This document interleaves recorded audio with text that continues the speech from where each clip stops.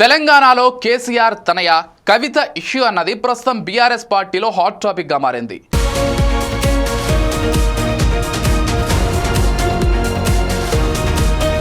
పొమ్మన లేక పొగబెట్టినట్లుగా కనిపిస్తోంది.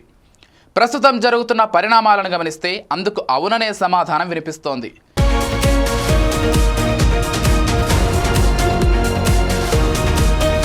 ఇకపోతే భారత రాష్ట్ర సమితి పార్టీలో ఆమెకు ప్రాధాన్యత తగ్గుతోందని విపక్ష నేతలే ఆరోపిస్తున్నారు. మరోవైపు ఇటీవల కేసీఆర్తో కలిసి సమావేశమైన ఎలాంటి మార్పు కనిపించడం లేదని తెలంగాణ జాగృతి నేతలు కూడా ఆరోపిస్తున్నారు.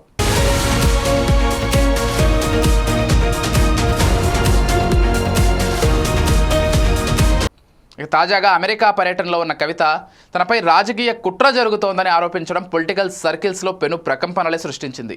BRS MLC Kalvakuntla Kavitha బాంబైతే పేల్చారు.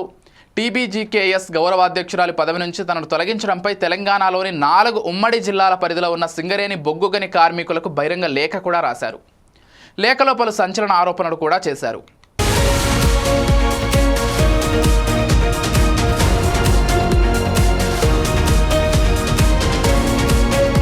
TBGKS గౌరవాధ్యక్షురాలిగా సేవ చేసే అవకాశం రావడం తన అదృష్టంగా భావిస్తున్నట్లుగా ఆమె చెప్పారు.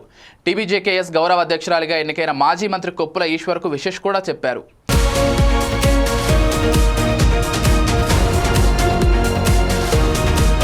కార్మిక చట్టాలకు విరుద్ధంగా పార్టీ ఆఫీసులో ఎన్నిక జరపడంపై ఆమె ఆగ్రహం వ్యక్తం చేశారు. ఎన్నిక రాజకీయ కారణాలతోనే జరిగినట్లుగా తెలుస్తోందంటూ కవిత చెప్పుకొచ్చారు.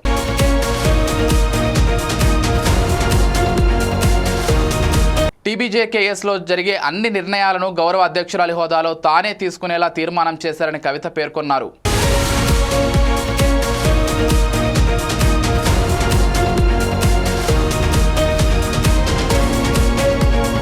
కాంగ్రెస్ అధికారంలోకి వచ్చిన తర్వాత సింగరేణి కార్మికుల కోసం తాను పోరాడుతుంటే తనపై కుట్రలు పన్నుతున్నారంటూ ఆమె సంచలన ఆరోపణలు చేశారు. ఈ కుట్రలతో తనకు వ్యక్తిగతంగా వచ్చిన నష్టమేమీ లేదని, కార్మికుల శ్రేయస్సు కోసం కృషి చేస్తున్న తనను తొలగించి వారి ఐక్యతను దెబ్బతీసేందుకు కొందరు ప్రయత్నిస్తున్నట్లుగా అర్థమవుతుందంటూ కవిత పేర్కొనడం జరిగింది.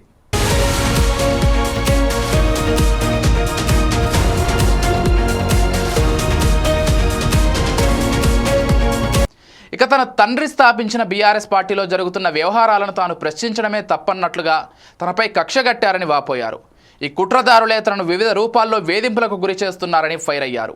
తాను అమెరికా పర్యటనలో ఉన్న సమయంలో కార్మిక చట్టాలకు విరుద్ధంగా టీబీజేకేఎస్ సెంట్రల్ కమిటీ సమావేశం నిర్వహించి కొత్త గౌరవ అధ్యక్షుడిని ఎన్నుకున్నట్లుగా ప్రకటించారని మండిపడ్డారు.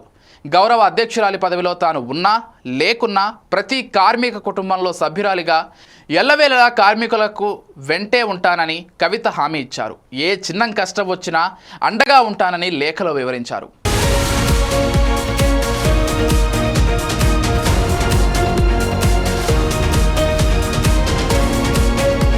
కాకపోతే గత కొన్ని రోజులుగా కేసీఆర్ కుటుంబంలో ఏం జరుగుతుందో అని అందరూ గమనిస్తూనే ఉన్నారు.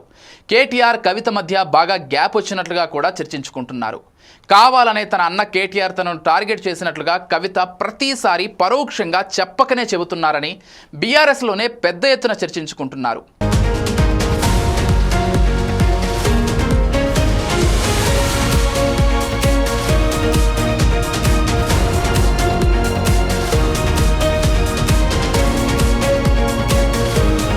మరి కేసీఆర్ ఫ్యామిలీలో జరుగుతున్న ఈ కోల్డ్ వార్కి ముగింపు ఎప్పుడో అన్నది వేచి చూడాలి.